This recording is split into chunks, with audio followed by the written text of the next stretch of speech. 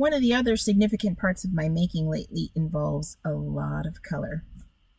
I co-own Dyenamixx Yarns, which is an Etsy shop that I run with my daughter, Adachi.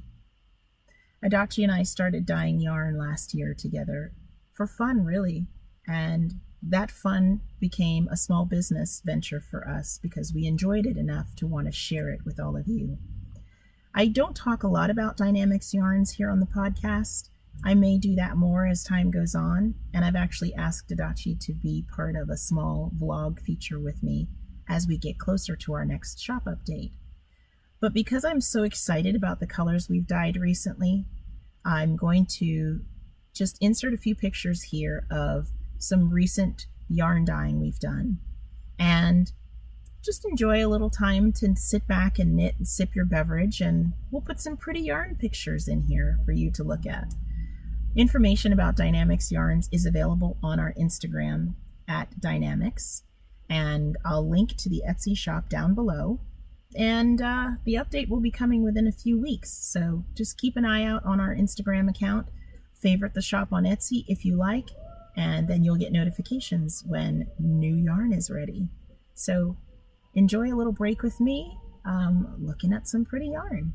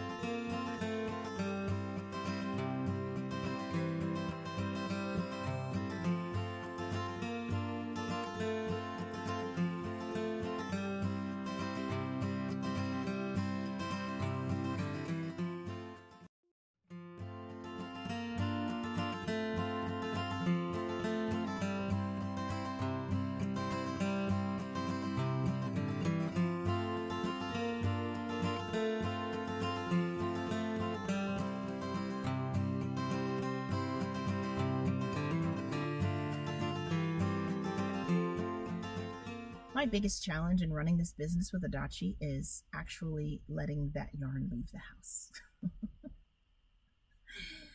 When you're a maker and you find a whole new avenue to channel your creative energy, you can get kind of selfish, I'm not gonna lie.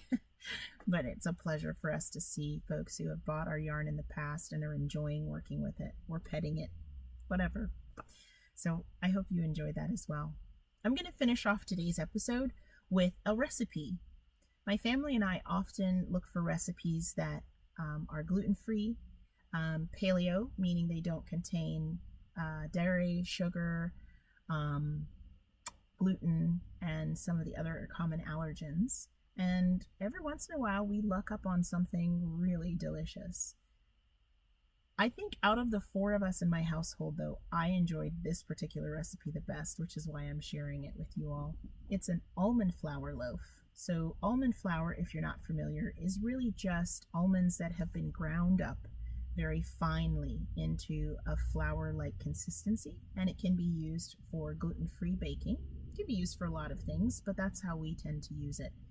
So we found a recipe for an almond flour loaf.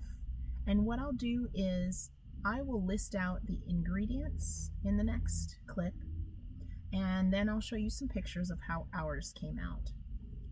In my opinion, it was very mild in flavor, which was actually good, and I'm happy that I made a substitution. The recipe called for psyllium husk, something you can get at most health food stores. It's ground up, it's a very fibrous consistency, and it helps kind of hold things together in a baked mixture. I opted to use ground flaxseed instead, and it worked out very well. It did well to hold the loaf together as expected. It didn't have a very strong taste because of the amount, so my recipe has that modification in it. I enjoyed it. It was great, warmed up, with or without butter, with a cup of coffee. is delicious. So paleo gluten-free almond flour loaf. I'll share that recipe with you next. And in the meantime, I'm going to wish you a very good week. I'm so glad I got to spend time with you. This is way more fun than just sitting in the car while I wait. I hope that all goes well and that your making is very satisfying. And I will see you next time. Bye.